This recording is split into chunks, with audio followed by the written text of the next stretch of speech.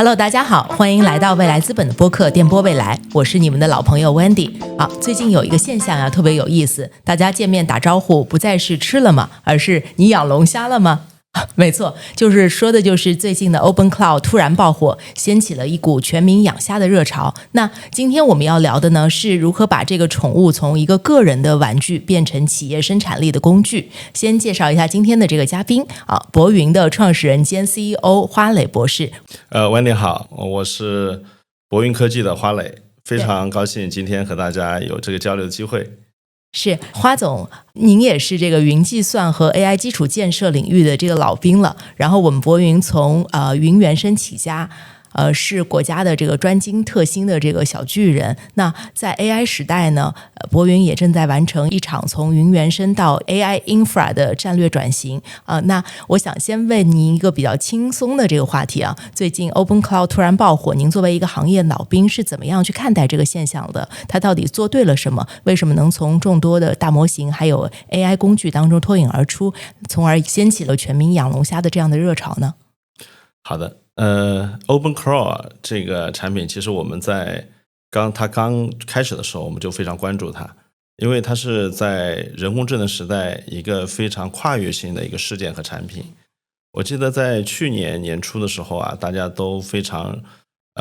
热衷，比如说我们有看到 DeepSeek， 我们看到很多 DeepSeek 它有一些解决方案那么我们可以通过 DeepSeek 了解很多信息。这个是我们通过人工智能得到问答，但是呢，到了Open Crawl 这个小龙虾诞生之后，我们发现人工智能它不仅能够思考问答，它而且能够帮别人具体的做事儿。就像如果我们把过去1年的人工智能作为一个超级大脑来说，那 Open Crawl 是给这个超级大脑长上了手和脚，它不仅可以回答问题，同时也可以帮我们来收拾桌面来进行电脑文件的清理等等那么这个就是从原来的一个虚拟空间逐步走向了物理空间，这个是一个最大的变化。花总，您自己养龙虾吗？我自己养龙虾。对，那这个是不是也是一个重度的这个养虾人？我现在是一个重度的养虾人而且怎么说呢？我还养好几只小龙虾，这几只小龙虾有的时候还经常讨论。那能不能跟这个听众说说，就是您的专属的这一个龙虾的这个小团队，然后现在主要帮您干些什么活？然后在这个喂养和调教他们的过程当中，有没有遇到一些特别惊喜，或者是这个他发了神经突然翻车的这样的这个情况？好的，其实我举一个特别有趣的例子，就是我来录制之前，其实我就跟我这个小龙虾2个龙虾就开始讨论。我说我要去未来资本来参加一个播客讨论的话题是怎么养小龙虾，你们有什么建议？这2个机器人小龙虾就立刻开始讨论，说这个很惊奇未来资本是一个高科技的这么一个投资机构，投资了非常多优秀的企业，怎么会想涉足养殖业呢？然后我马上跟小龙虾说，我们不是说的是物理的小龙虾，我们是指的是养你们这2只虚拟的小龙虾。哇，他立刻说我理解了，是原来是未来资本想了解怎么养我们这2个 agent 然后他们就开始讨论。那么我说，你们能给我出一个提纲吗？关于一个我去未来资本去做播客的一个提纲他们就开始干活，然后但是呢，他们呢同时干了一样的活因为我又养了2个小龙虾。是背后是一样的模型吗？背后是不一样的模型。OK。然后呢，我就跟他们说，其中有一个龙虾，我把它起名叫花扣我说这个花扣龙虾你是担任这个主要角色的，然后另外一个龙虾你是配合他的，那么他们就开始一起工作，就是他们最后给我生成了一个提纲，还给我写了一个 PPT，那么这个其实是一个比较深度的应用，是我们平时怎么使用龙虾，应该说我觉得是一个深度用户的一个使用体验。对，这个还蛮有意思的。所以就是您跟这个花 Cloud 和他的这个助理，其实你们3个有个群是吗？对，我们3个有个群，然后我们会聊，然后聊完之后我下线了一段时间，其中花 Cloud 说怎么那个今天那个主人有点懒啊，怎么没有跟我们聊天？所以我觉得这很有意思，这其实是他们后续他们具备了一些思考能力，所以呢他会比如说帮我们来写 PPT，完成一些具体的工作做一些思考，做一些协同。所以呢我们会发现养龙虾已经它不仅成为一个普通的问答，更像是一个工作的助手，对就像一个数字助理一样，是这个是非常有趣的体验。对，是，所以我今天的这个串词都有一部分的这个提纲也是我的小龙虾给我写的。那我们下次让我们的小龙虾直接来播客。是，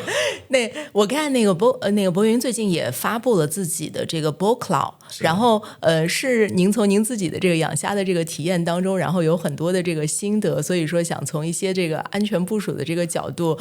在企业端做更多的这个事儿嘛。因为我看就是其实最近大厂很多都在密集的来做这样的这个发布，包括是我们一些这个传统的这个互联网的一些这个大厂，然后您是怎么思考的啊？我们觉得首先呢，我们跟大厂的定位其实并不完全一样，因为大厂的定位像智能体一定是他们一个很重要的生态的入口，对，所以呢这个里面他们一定会去全力通过流量的优势或者是他们模型的优势，然后成为一个日常的常规的一个通道入口，这个是大厂一定会去做的。其实我们做自己的波龙，我们叫 BOCLAW BoCloud，这个波龙呢，我们当时的初衷其实很简单，因为我们当时自己安装龙虾的时候我们觉得这个需要非常多的专业技能才能完成，是一个 IT 人员才能完成的事儿。我们觉得当时我一个朋友让我们给他安装，我记得给他折腾了1天多然后才帮他安装上。我们当时就想，有没有一个很好的方式可以一键式的帮他完成这个安装？所以这个是最简单的一个初衷。然后之后呢，其实我们也发现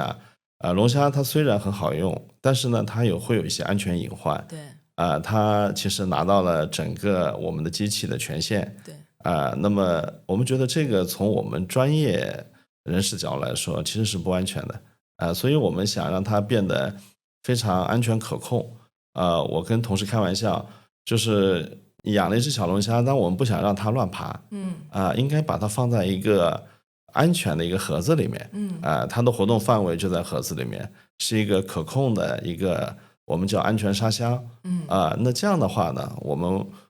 未来就可能很多企业它就有可能用这种安全可控的小龙虾，所以呢，我们也把我们的龙虾的颜色把它变成一个蓝色，让别人觉得这是一个安全可靠。那么对于波龙或者是未来百花齐放的各个行业的细分赛道的龙虾跟智能体来说的话呢，因为我们未来一定会更加深入的跟行业结合，把我们跟行业的理解跟包括这些经验跟行业做结合，让各个行业能够更有效率。那么这个其实是我们跟大厂非常不一样的我们的一个战略所以我们是觉得在这个里面大家应该说各有特色，而且大家也各为补充。从我们看到国外的生态来看，我们可以看到有大厂也有新兴的大厂同时也有大量的这个细分赛道的智能体非常踊跃的那个涌现。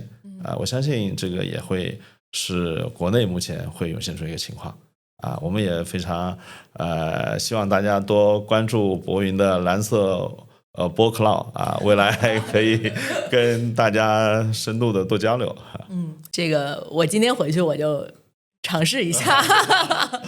对，好像就现在很多个人这个在养龙虾的时候，这个现在那个 Mac Mini 也爆火然后这个一般都是跟您讲的一样，他用一个独立的这个空间，然后去把龙虾养起来。那但是就是相比个人养龙虾，就是一家企业要把这个 agent 然后去接入它的这个业务流，我感觉这个整体的这个要求就严苛多了。那如果是把这个企业的私有数据比作饲料，然后把这个算力和底层的 IT 环境比作水质，那在企业现在落地 agent 的过程当中，您觉得说最头疼的这个问题是什么呢？像您的这个我们的波龙，我们的 VoCloud 的新产品是怎么能够帮助企业来解决这样水土不服的问题？是的，因为对于企业来说，其实我们现在本身博云自己也用自己的龙虾，或者是我们也有同事在工作中使用自己的小龙虾。我觉得首先就是一个安全可靠问题，对，因为没有企业希望把自己的数据都放到域外让大家都知道，那么所以呢，我觉得首先数据的安全性是很重要的。我们现在的小龙虾，大家比如说用 Mac Mini，这部分龙虾大部分都要把数据跟大模型公有的大模型进行交互，本质上是一个数据的输出。那么我觉得企业内部首先要解决的是一个数据的安全你什么样的数据是可以用作龙虾的一个养料的什么样的数据其实是是一个保密数据，对，比如说个人隐私数据这些，这些数据其实是非常保密的。第二个呢，我觉得我们还是要推动一些模型跟算力的私有化部署。就像现在一些大型企业，比如说像银行证券，这些数据都是高度敏感的。那在这个环境之下，其实更需要的是一个安全可靠，然后呢可控这么一个环境。所以我觉得对于后面来说，企业级龙虾市场应该是一个有巨大的机会，但是同时也有很大的挑战，怎么解决这些隐患？所以我理解说，这个咱们提供的不单单是我们的一个 VoCloud 的这个上层的这个应用，其实这个博云是有能力提供这个整体的 AI infra 的这个架构的这个能力的，然后帮企业构建起这样这个比较安全的使用我们的这个未来 AI 的很多。不仅是这个波龙这样的这个应用的这样的整体的AI 数据能力的。是的，因为博云在过去10几年我们正好从事了一个私有云计算这个行业我们帮大几百家的企业完成了它的私有云的部署包括像给它部署了一些像基于容器云所以呢，我们对怎么管理算力，怎么做到安全可靠，是非常有心得的。这也是我们推出我们这个蓝色安全的波龙的当时一个初衷，就是真正的就像您说的，能够让这些龙虾走入企业，让它发挥人工智能这个效能。其实就是您现在就讲的这些，其实也是这个最近媒体非常关注的这部分，因为前一阵子可能是这个龙虾这个爆火，然后这一阵子我们媒体上很多看到的这个声音都是让大家要注意这个安全养虾的这样的这个问题。那在企业运用的这个同时，这个安全可能就更重要了。然后我问一个这个比较这个技术的这个问题就是对企业来讲，就是万一这个 agent 它在这个企业内部的数据它进行这个乱删或者是乱发指令，然后那作为我们这个博云现在这样的这个以企业安全服务起家的这样的这个公司来说的话，在赋予这个我们企业级的龙虾这个行动力的同时，这个我们在安全这件事情上具体是这个怎么做的？对于我们养龙虾首先呢，我们觉得分成几个。第一个呢，就像我刚开始说的，就是我们希望它的数据，它能够访问的数据是可控的。对。那么我们也其实是建议企业要对自己的业务进行梳理就哪些数据业务是适合来用龙虾这种人工智能方式来进行提高效能的，但是有些核心业务哪些是不适合的我们也不建议企业一窝蜂的所有业务都一下子都是龙虾化那么这是其一。其二，我觉得对于如果要去使用这个龙虾这种方式 agent 这种方式呢，我们是会建议他要做沙箱化的改造。其实说白了就是说你把每个龙虾养在一个沙箱里面，相对是隔离的。它即使出问题，它也只是影响它这一小部分的数据。那么我们把它叫做 sandbox。那么其实像这个技术本身对于这个安全可靠性是能够给它做一部分确保的。那么同时呢，我们也建议啊，就是企业内部啊还要做好核心数据的这个备份和那个容灾因为像这些企业里面，我觉得不管是有没有龙虾或者传统业务这些数据安全性都要放到一个很重要的位置上，因为毕竟大家都在尝试，有个新鲜事物所以我觉得龙虾固然好，但是鸭虾也要注意安全。您能不能给我们举一个，就是我们现在的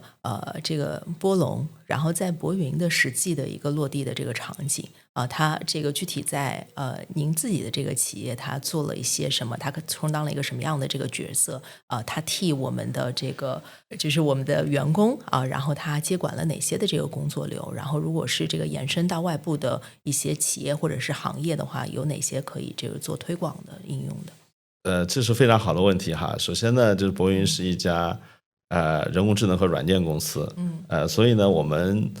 当然首先会把这个龙虾和 agent 用于我们自己的核心业务就是软件研发。对那么我们发现这个用了 agent 这种方式来进行软件研发，效率提升非常多，可以说是一个数量级的提升那么这个呢，也为我们整体企业提高竞争力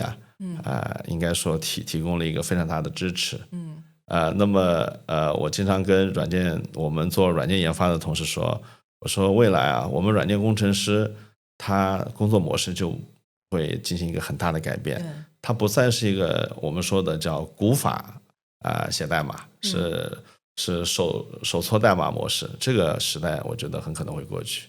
我们可能会要通过 agent 管理一群 agent 来进行高效的一个代码的研发工作，同时呢，我们也要能把这 agent 开发成企业级的代码所以我觉得首先第一个是我们在自己的核心软件研发业务上面充分用了这个 agent 跟类似于龙虾这种方式来进行软件研发这是第一个例子。第二个例子呢，就像我说的，我们其实用龙虾的方式来进行一些战略讨论其实这个是现在人工智能最强的它有很强的联想力比如说我刚才说的为博云和未来资本的那个播客来进行一些设计，那么它会去进行搜索跟规划未来资本有什么特点，博云有什么特点然后甚至它会为这个播客来设计一些非常有意思的场景那么这个其实我觉得对企业的这个比如说市场团队策划战略，这个会带来很多的新鲜的输入。可能以前我们需要一个咨询团队那么现在我们就可以让龙虾来给我们做一些咨询这是我们第二个我们用的非常多的一个场景。明白然后另外呢，我们觉得还有一个很多的场景就是我们的日常运营我们会有很多日常的文本工作比如说我们跟龙虾说你帮我整理一下我们今天的谈话资料，生成一份文档，然后发给 Wendy， 同时抄送我那么他就会拿到邮件权限之后，他就会把这些工作完成。甚至我们设想，如果哪一天我们在类似于开车的时候开未来汽车的时候，我们都可以说Nomi 你能不能帮我把这个活给干了说不定哪天他就能把这个给实现了所以说我觉得还是有很多很多的这个场景可以去畅想的。的确是这样。那就像您刚才讲的哈，就是说就是我们现在就是很多人就可能个人这个养了一只龙虾，然后他可是一个他的这个个人的这个助理。那未来这个企业可能是需要一群龙虾去协同工作的，就像您刚才举的是两只这个龙虾在一起这个工作的这样的这个场景。那我们怎么去这个防止他们这个可能讨论不出结果，然后有打架的这样的这个情况呢？比如说这个是不是有一些这个多智能体的这个编排？然后你这个我们在 BoCloud 这上面是怎么这个思考和布局的是的，这就是我们说的为什么要养虾。其实养虾的过程是本身我们给龙虾更多的输入，然后呢让它变得更多的智能。这里面呢就会涉及到我们在专业里面一些词汇，就是本身呢我们一个人工智能一个模型一个 agent 它要智能的话，其实它需要很多的上下文，那么我们会跟它进行很多上下文的对话，然后养虾的过程本身是我们给一个智能体输入很多的上下文，让它对它的就是养虾人更加了解，让他更加知道那么同时呢，这些上下文的输入能给他做很好的引导，比如说我们说你写的这个材料不对，在哪个方面要进行调整那么他就会有逐渐的往这方面调整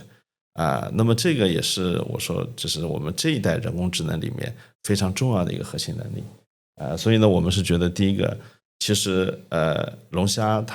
你要把它用得更好，养虾人的智慧同时非常关键，你要能够去引导他们，能够告诉他们怎么样工作，能够给他一些关键的上下文的提示词，能够有一些给他一些输入让他更聪明。我们前2天我们还了解到一个特别有意思的情况，其中一个养虾人国外的养虾人，他养了一个龙虾养了半年，结果突然一次断电，把这个上下文都消失了，那个养虾人都哭了，觉得自己养了一个特别聪明的龙虾，结果就没有上下文了所以这个我觉得本身是需要一个人的一个专业跟能力才能养一个聪明的龙虾。这个您刚才讲的，我想到2个非常有意思的这个例子，然后我也遇到过您刚才说的这个国外的这个养虾人的这个情况，但是我还比较好，就是我才养了他2天，但是我这个通过2天的跟他的这个沟通，给他一些材料，我觉得就是我的虾叫 Luna， 我说他刚刚开始具备一些这个跟我工作的这个能力了，然后突然有一天就是这个就各种方式重启，然后去跟他去沟通，然后他都没有 respond， 然后我这没办法，我是重新再来了一遍，这是一个。然后第2个的话就是说，听您刚才这个讲的，就是要去跟这个虾去沟通我突然想到这2天就是未来资本我们有一个同事跟我讲的心得的分享，我觉得就是在这个人都开始就是养龙虾的这个时代，每个人都要学会就是怎么去带领一支团队了。因为我们这个同事他说他原先是做咨询的，他为什么这个做咨询，他觉得就是做 individual contributor 做 IC 就个人贡献者，他觉得很爽，反正自己通过自己的智力把这个事儿去做好。现在就是等于是有了龙虾去帮助我们提升生产力的这个过程当中，其实也要学着说怎么样去把任务分解，然后这个不要讲得太细，同时又给他一些这个创造的这个空间，学会跟自己的龙虾去沟通。我感觉就是我这跟这个带团队，甚至说是在跟这个家庭过程当中养育小孩都可能这个过程都是有点像的。所以说您刚才说到这个养，我觉得说真的是这个讲到了这个养字的这个精髓吧，不但是养龙虾，然后也是自我的这一种成长。没错，这个我觉得那个一看这个Wendy您已经是资深养虾人了因为这个您说的确实这样，就是我们是觉得大家开玩笑说是不是养龙虾之后可能觉得我人是不是就很多人就会没工作了其实我觉得是相反就是因为其实我觉得像类似于 agent 龙虾这些，它其实对人的要求是更高的，对，是它本质上需要人的专业技能，对，要充分的跟龙虾进行交流，然后呢，它还要能够分解任务带领团队让龙虾能够有序的干活，这个其实是一个能力的很高的要求，对相当于每个人都长出了3头6臂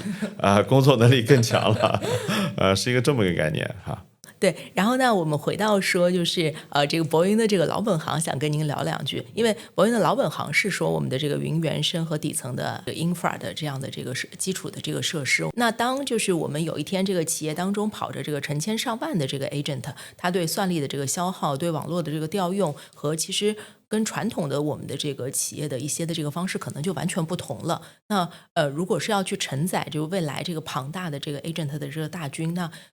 我们的这个企业在底层的这些基础设施上到底要发生一些什么样的这个进化呢？对，就像您说的一样，就是对于企业级来说的话，它未来它肯定是一个有很多龙虾有很多 agent， 它要进行协同工作。对，我们现在通常大家个人养龙虾，那个是一个单机版的龙虾。对那么单机版的龙虾，它的处理能力其实是有限的。如果进行复杂任务的分解，或者是一个长任务的规划，那它必然要把这个任务要分解到一个一个集群里面，就是要把它做一个集群版的一个龙虾，是一个虾群。那么可能每一个虾都在一个单机版，那这个虾群它就是一个虾的一个集合版本。那这个就是我们的老本行因为我们博云本身过去10几年就是在云原生，我们就是处理这个分布式计算，就是分布式智能体这些问题的。我们能够让我们的算力可以做弹性的扩容，来适应这个未来养这个虾群的需要。那么同时呢，我们也会确保很多上下文的安全性。就像您刚才遇到的问题，可能在企业级里面它有很多数据的保障，那在上下文就不会消失那么这个就会确保这些知识资产的一个长期的一个安全可靠性。其实我们现在也跟很多企业级客户进行接触，我们也发现他们的需求也是非常大的所以这也是我们未来从事的一个重要的方向。对，所以就是这个，当所有人都在问我的虾到底能干什么的这个时候，其实企业在基础层要提前去做好一些这个准备，然后其实也是很重要的。是没错，对，是。然后现在很多的这个企业的管理者都很焦虑。然后包括是很多的这个，就像您讲的，很多个人都很焦虑。企业的话就怕赶不上这个 agent 的这样的这个快车，但又不知道该如何下手。然后个人的话又会很担心说这个是不是人工智能太强大了，然后这个会对他自己这个工作可能会产生一些的这个威胁。然后其实我们刚才其实已经聊了这个一部分，您说就是对个人它其实是助力，然后而且是对个人的这个提升其实也是非常大的。那如果是回到企业的这个层面上面去讲，如果是我们一家企业，然后我们今天要开始来做这个企业内部的其实我们说龙虾其实就是我们整体的这个 AI 化的这样的这个调整了。那您建议他们这个迈出的这个第一步会是什么呢？然后如果是我们畅想一下，就是我们不说长，说未来的3年您觉得就是完美的企业级的这个 agent 应该是一个什么样的这个状态对，首先我觉得在现在这个 AI 的这个大潮来说因为我觉得这个 AI 应该是一个重要的跨时代的这么一个机遇我觉得它的重要程度甚至是大于当年移动互联网。对，因为它为它带来的智能，它从虚拟世界走入物理世界，那么所以呢，我觉得这个应该是一个历史性的变化那么从我的感觉来说，首先任何企业一定是必须要拥抱这个 AI 这个潮流的因为就像当年我们进入蒸汽机时代一样，我们就很多就不会用马车了。对，因为这个潮流是无法制止的。像现在我们有更先进的技术，我们怎么会退到之前的那个落后的技术呢？所以我觉得第一个我觉得企业肯定要拥抱 AI。第二个呢，我觉得对于一个企业来说的话因为我认为 AI 是一个一把手工程企业的老板一定是一个一定要去拥抱 AI， 去了解 AI， 然后呢去倡导使用那么我觉得这个是一个非常重要的然后作为很多企业的员工来说我认为 AI 来说应该我们把它作为一个重要的机遇而不是一个威胁。就像蒸汽机来了，我们大家都开上车了，就马车不再需要了那么我们当然所有人都必须去学这个驾驶技巧。对那么这个我觉得应该作为一个机遇来看。在未来3年我觉得我们肯定会更多的 AI 会走入我们的工作。那么一个我们非常可见的就是我们觉得可能很多企业会成立数字员工部。对那这个是一个其实我们也在内部探索。就很多常规的工作我们会拿企业级的龙虾来完成。对比如说一些常规的文本编辑会议纪要然后呢一些常规的数据统计比如说一些常规的企业的一些战略的一些思考，那平时我们也会可能有数字员工来帮他完成。对那么当然对软件企业来说的话，我觉得像类似于数字的员工来进行软件的常规的编码，对这些都会变成一个常态。所以我觉得未来可以看到肯定有我们真人员工可能带着一群数字员工在从事工作然后呢，几乎所有的企业它都高度依赖这些智能体高度依赖这些比如说这些算力那这是我们觉得非常可见的，在未来3年我们可以看到的一个现象哈。那么同时呢我们其实也可以看到未来大家可能会迎来一股创业的浪潮因为本身我们现在经常听到一个概念叫 OPC One Person Company 那么有了像龙虾跟智能体之后其实我们也可以看到其实很多人就可以一个人或者2个人很少的人来进行一个以前想象不到的创业工作就我们从事的软件行业来说，我们也可以看到很多软件工程师其实通过AI 或者是龙虾写代码的方式其实做出了很多很优秀的软件产品在海外进行销售那么我们也看到很多例子，就比如说在通过自己养的龙虾来进行开自己的小店来经营自己的小红书等等。那么未来我们觉得随着这个人工智能加强跟龙虾的这个推动的话，我们会看到越来越多的类似于这种 OPC 的这种创业的机会那么我觉得这是应该是一个非常蓬勃的时代我们能看到的东西。就刚才您讲的这个，就是我想到了我前2天看到的一个某 apps 他发的一个公告，他说这个如果是被发现说都是agent 代理然后做的这样的这个发布的话，它可能内部平台会有一些的这个处理您怎么看待说这些就是不一样的这个声音呢？对，就是我觉得这个很正常，现在应该说大家都会有一些这些讨论在各行各业首先我们可以看到在美国可以看到很多老师是不允许自己的学生用 AI来进行比如说记录这些方式的对，然后我们也可以看到虽然 AI 已经很强，但是在很多医疗领域大家对 AI 的使用其实也还是比较慎重的那么我觉得这个也很正常就是从我个人观点来说的话，我还是觉得我倾向于觉得 AI 它还是一个辅助驾驶就是它需要一个真正的懂行业很专业的人来带领和引领对我们很难想象一个对行业什么都不了解的人能够带一群龙虾能做什么创新性的事情对我觉得这个是很难的。那么我觉得这个所谓的龙虾跟 agent 它核心意义就在于这样它能够让人的能力变得更强更全面，然后能来做更多的事儿那么能够创造更多的可能性有更多的这种想法能够尽快的能够落到实处那么在这个后面它带来的一些商业的潜在的冲突这些带来一些各种各样的限制我个人还是比较乐观的看到会在过程中大家会逐步的想办法去解决这些问题。是这个包括是我最近就是在写这个论文，然后其实学校对这个我们的 AI 的这个使用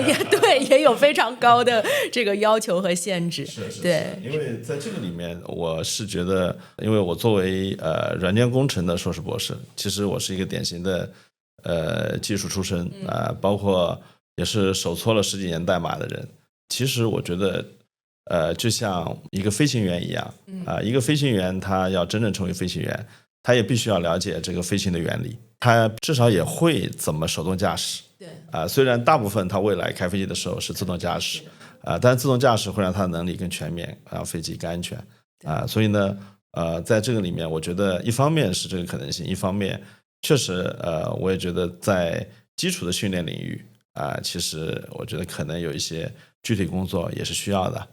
这个其实并不矛盾所以我们既去拥抱未来也要理性看待就是因为所有的工具我觉得也有自己的两面性所以在这个里面我是相对来说是一直是一个虽然特别拥抱 AI， 但是我觉得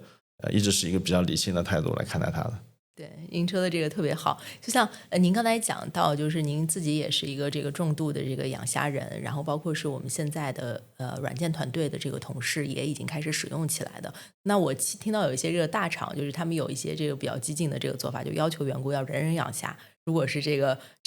不把这事儿干起来的话，就是可能对他的这个绩效什么的也会有一些的这个影响。博云就是除了您之外，其他的这个同事们都是怎么做的？我觉得其实这个是一种可能是因为是推动企业去拥抱 AI 的一种方式。对。刚开始的时候大家都会比较激进，说你必须要用，否则会可能影响绩效啊这些因为这个特别是很多老板比较急迫、比较焦虑的时候，他很可能用这种方式。其实我也挺卷团队的，我是希望所有团队都要使用，但是这最后我们还是要回到商业本质，就是它最后能够帮助我们在哪方面提高效率。那么这个我觉得是一个过程，那个我们要把这个强力的推动和中间理性思考，我觉得要结合起来看。那么未来一定会形成一个这个局面。我也不认同说未来很多人会失业啊这些，这个其实我觉得生产力的生产工具的提升一定是为让这整个社会效率往上进一步提升的，而且能够我们有更多的产出有更好的想法那么其实会本质上会创造更多的机会。那我感觉您刚才讲的就我们整体的这个 AI 的这个推动，它可能是一个自上而下，又是一个自下而上的这样的一个过程。特别是对一些我觉得特别大组织体量特别大的这个公司，我就感觉更是这个样子。就一方面的话，就是这个一把手工程，这个一把手肯定是要重视，然后去这个有足够的这个关注在这件事情上。同时，我们也要鼓励我们有这个同事们的力量，然后把这个AI 的这个土壤能够这个建立起来。对，我之前也听到过一些的这个大厂的这个分享，比如说他们内部就开始做一些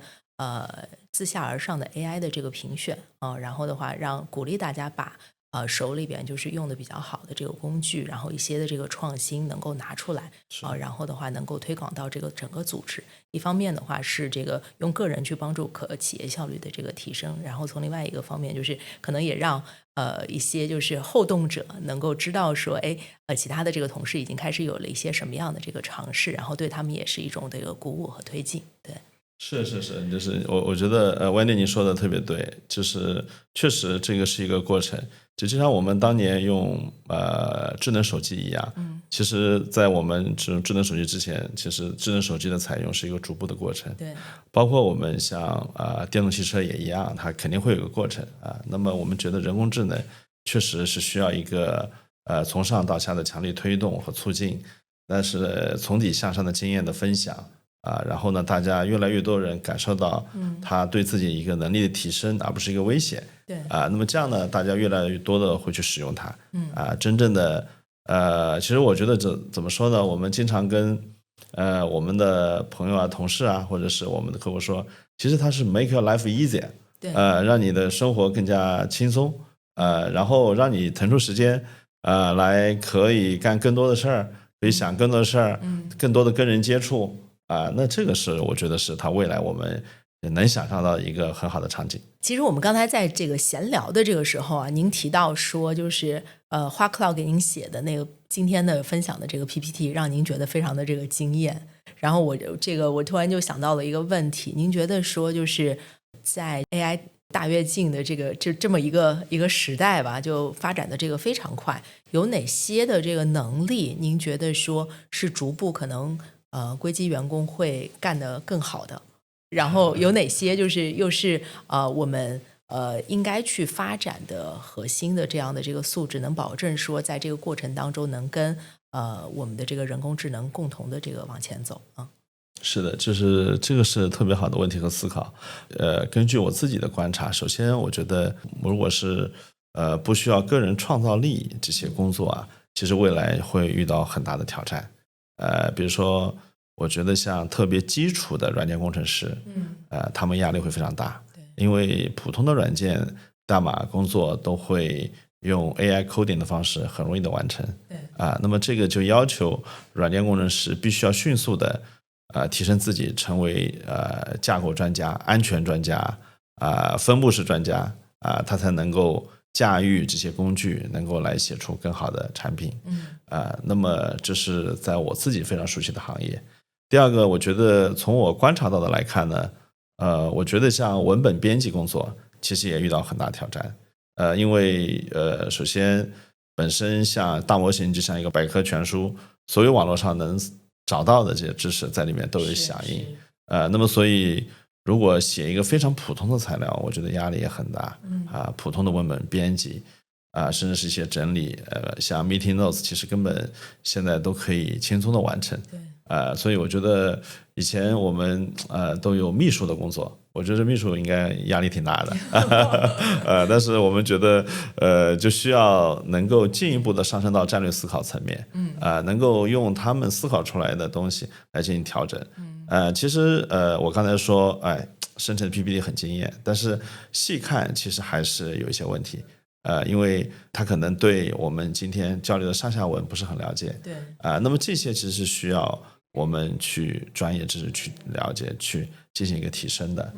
所以我觉得这个我们其实也觉得也是可见的。那么当然现在其实我们可以看到现在很多大模型很强的一些工作，还有像它的纹身图、纹身视频。对。那么这个其实可以看到很多现在拍摄编辑这些我们会看到剧本的价值越来越大然后很多拍摄的工作其实可能拿 AI 就能做一些生成。对。